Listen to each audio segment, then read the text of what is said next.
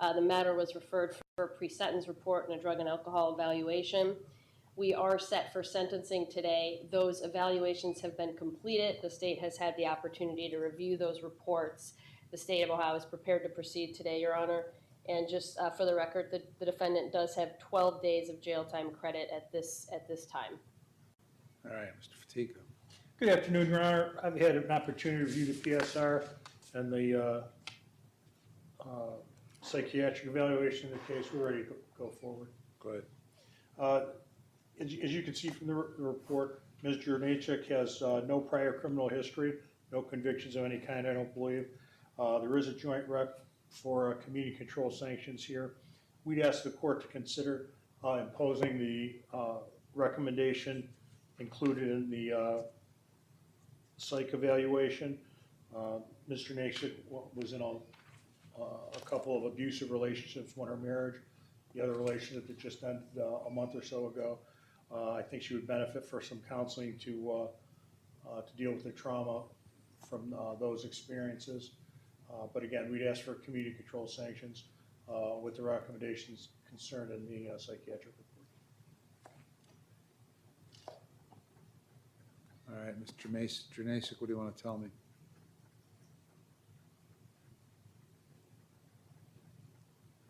What do you want me to? What are you asking me?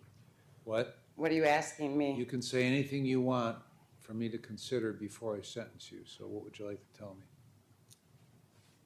I've already started bettering myself and making sure I'm committed to never putting myself in a position like this ever again. And what do you mean, putting yourself in a position?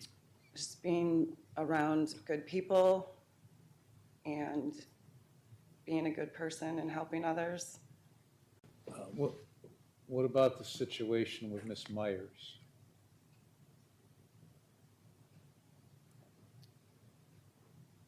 What would you like to know?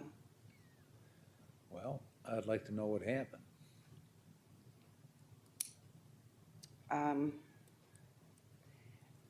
I entered a guilty plea, not because I'm admitting necessarily guilt, but I understand. Well, sure you are, because I asked you the question.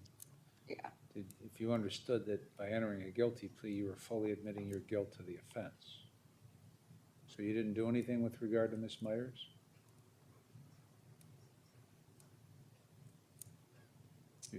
Are you telling me you administered the drug to her as you were supposed to?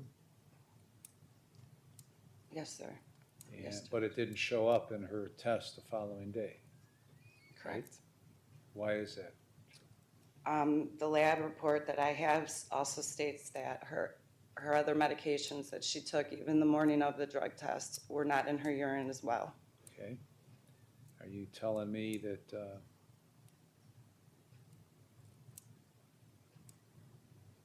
what can you tell me about the patent situation?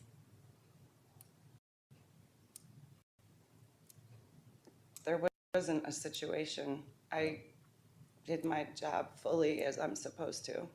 What about the Lucci situation? Same thing. What are we doing? Well, then what are we doing here? Why are we here for sentencing if you didn't do anything? I wanted to plea with the Alford plea. Well, but it wasn't an Alford plea. Right. I didn't have necessarily proper education or counsel on this. Oh, sure you did. I mean, this guy's a really good lawyer.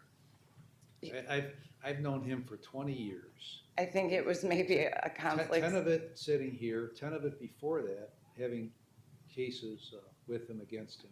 Okay, so he knows exactly what he's doing.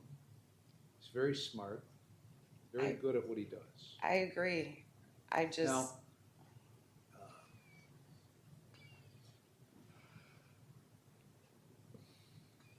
do you have a problem with drugs? No, Have you ever had a problem with drugs? no. Why did you take that Dilaudid home on that one occasion? It was just an accident. And I admitted it, and I took it How did it get back. in your bag if it was just an accident? From after watching the videos, I had carried it around with me. Why?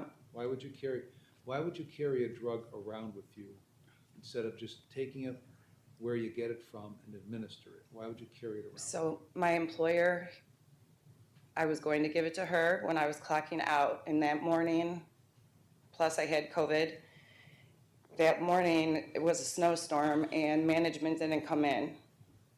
I had worked like 5 or 6 shifts in a row, different hours and schedules, and that was the 3rd shift that I was leaving, and it just went in my bag with the rest of my paperwork and stuff. And when they were calling me, I was sleeping from being up. And when I finally answered the call, I didn't think I had it, but I dumped my bag out and it was in there, which I looked at. Who's Dr. Demagon? Pain management. And have you ever seen Demagon? I did for 6 months, When? like 8-10 years ago, maybe. What drugs did he prescribe to you? Percocet And how long did you take Percocet? for the 6 months. When was that? What year was that? I'm really not sure. It was quite a long time ago, though. Did you develop a Percocet habit? No. No?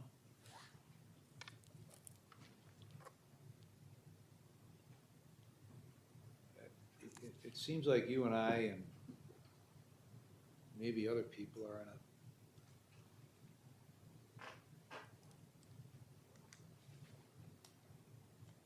like in parallel universes, because you don't seem very attached to reality on this situation, because you clearly did what you were alleged to have done. You didn't take the Dilaudid by mistake. Okay?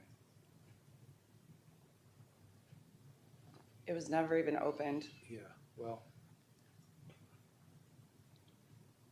you make it very difficult for me. I apologize. Because, well, I don't know that an apology is appropriate. I mean, it just, the way it is. It's not my intention.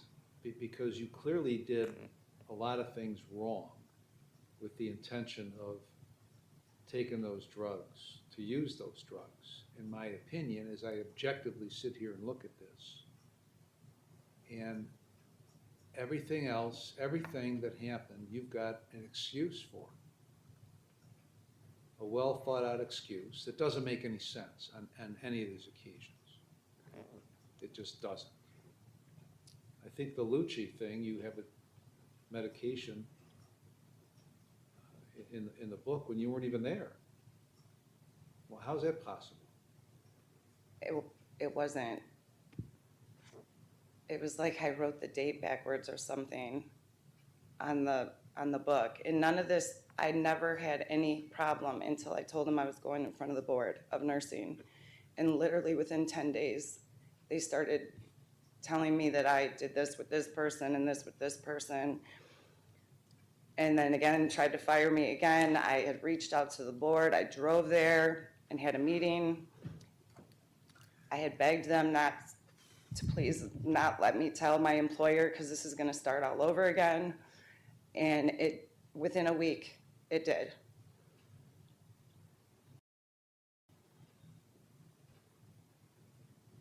I told my employer on the 18th of April of 23 that I was going in front of the board. I went in front of the board on the 21st, and by the time I came back on the 2nd or the 3rd was my first write-up for Mr. Lucci. For which you did nothing improper. The bosses sat me down, we went over it. I believe I got an education, or I think it was an education. What does that mean? Just where they go over the steps of the process of signing things out, and Why? Because you did something improper? I wrote the date or the time backwards or something like that.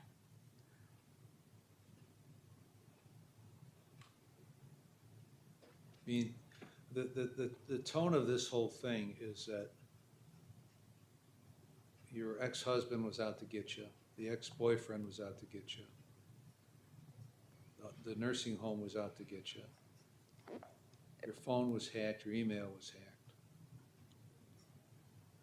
And all that added up to a big setup where you ended up with a criminal conviction. That seems to be the tone of things.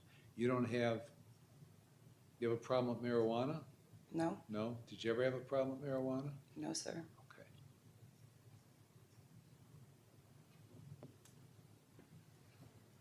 Okay.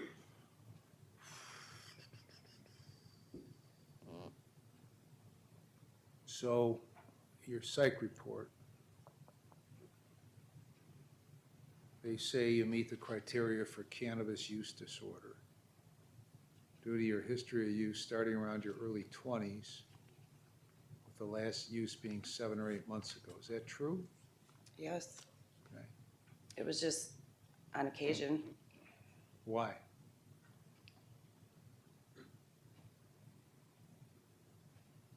I'm not sure why.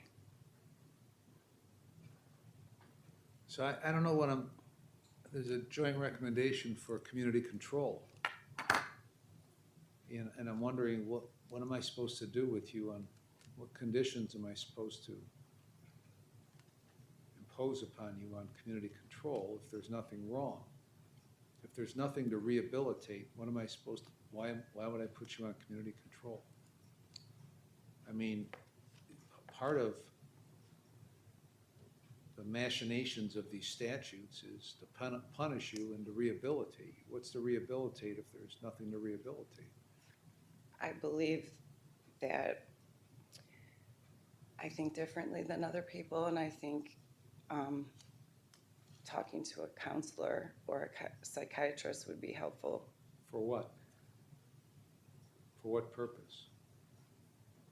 Just to deal with things like I have time management issues, organization issues. When someone asks me like the year or time, I really can't say. I don't know if it's I don't pay attention or if I'm just different than other people. I'm not sure. Okay, well, that's not even what I'm talking about. I mean, there are a series of facts in this case which add up to you doing exactly what they accused you of doing. And you seem either reluctant or unable to accept reality. So there's a detachment from reality here that gets in the way of any rehabilitation. Because you clearly were taking drugs that you attributed to patients. And my pretty good guess is you were taking them because you have some problem with drugs that may or may not have developed through your association with Demagon. That's pretty clear to me. Now, you are either unable to accept that that's happened or unwilling to accept that that's happened. It's one of those two things. So, I quite frankly don't know what to do with you. I mean, when somebody's on probation for the purposes of rehabilitation, the point is to rehabilitate. And if the person believes there's nothing to rehabilitate, then probation isn't going to work because they're not going to follow what needs to be done. I mean, why are we going to go through the process of that if it's set up for failure from the word go?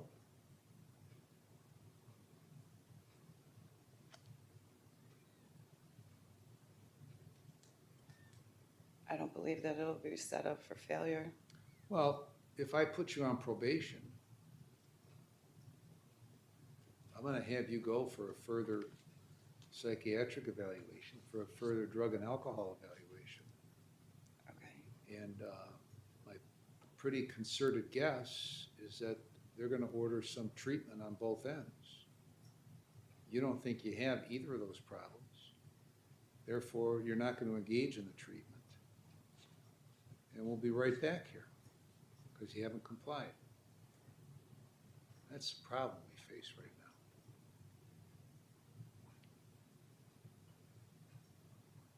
I would comply. I think counseling would be good.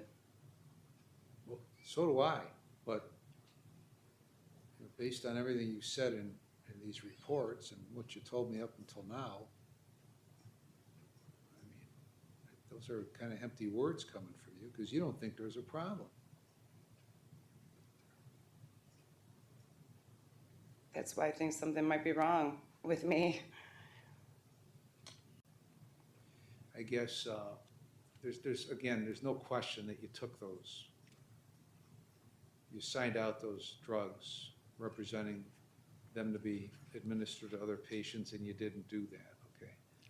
I guess the only thing that can be said for you at this point is that you didn't deprive these people of drugs that they should have gotten.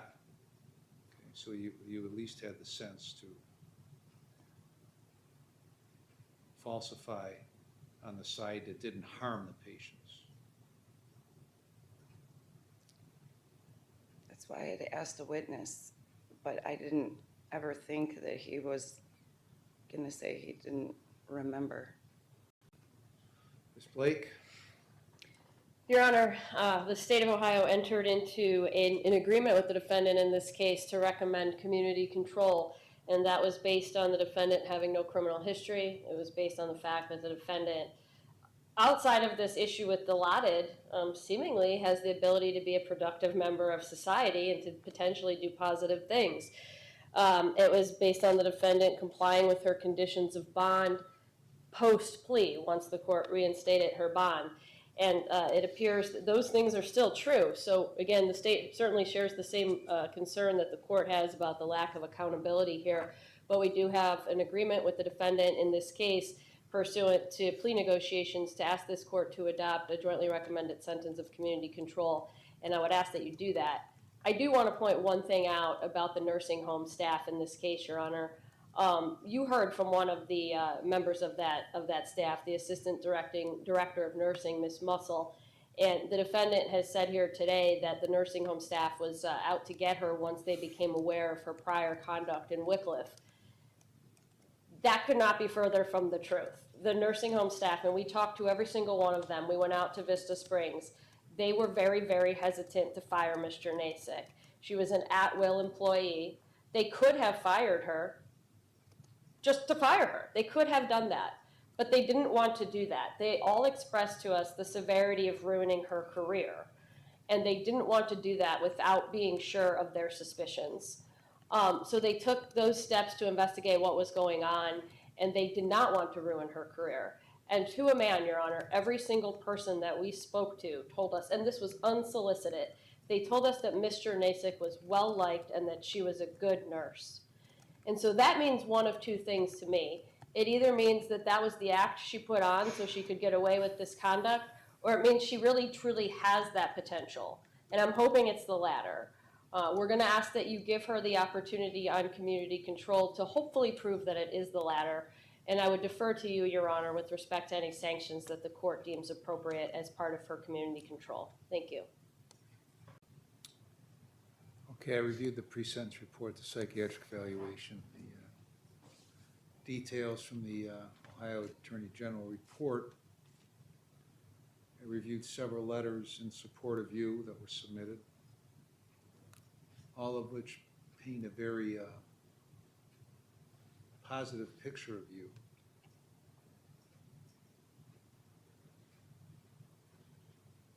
As reflected by what Ms. Blake said about coworkers. Okay, so your problem is not that you're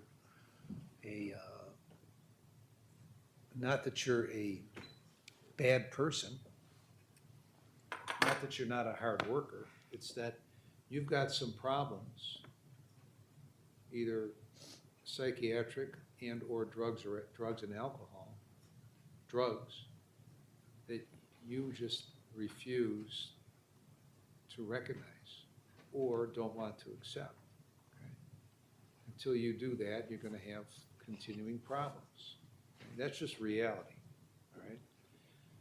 And it isn't going to, I mean, I could tell you that 10 more times and you're not going to believe me, all right? It's going to take you recognizing that. Whether you do or not is completely in your control. So I've considered all the applicable statutes. I'm going to place you on community control for 4 years.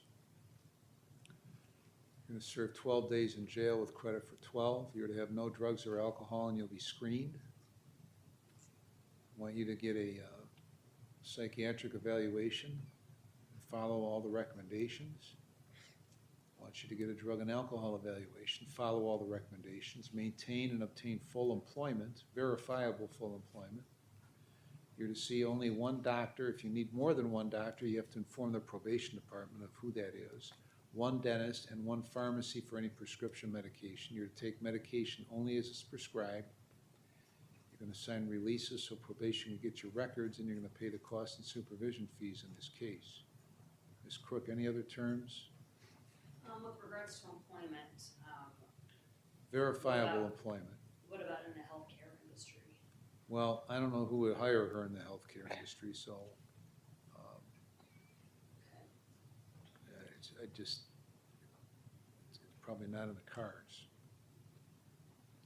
I don't know why you would want to go into the healthcare I industry. do not. Okay, so I will not ever. do you understand all the terms? I believe, yes, Your Honor. Any question about the terms? No, Your Honor. Okay, if you don't comply with the terms, the state will file a motion to terminate your community control, and if it finds you violated, then you face 36 months in prison. You understand that? Yes, Your Honor. If that happens when you get out, you might be on post-release control for up to 2 years under the parole authority with conditions. If you violate conditions, the parole authority could send you back to prison for up to 9 months for each violation, up to 1/2 of my sentence. If that violation is a new felony, then you could get an additional consecutive prison sentence for the violation, the maximum of which is the greater of 12 months for the time left under post-release control. Ms. Blake, anything else? I don't believe so, Your Honor. No, thank you. Mr. Fatiga? No, thank you, Your Honor. Okay. All right, we're adjourned.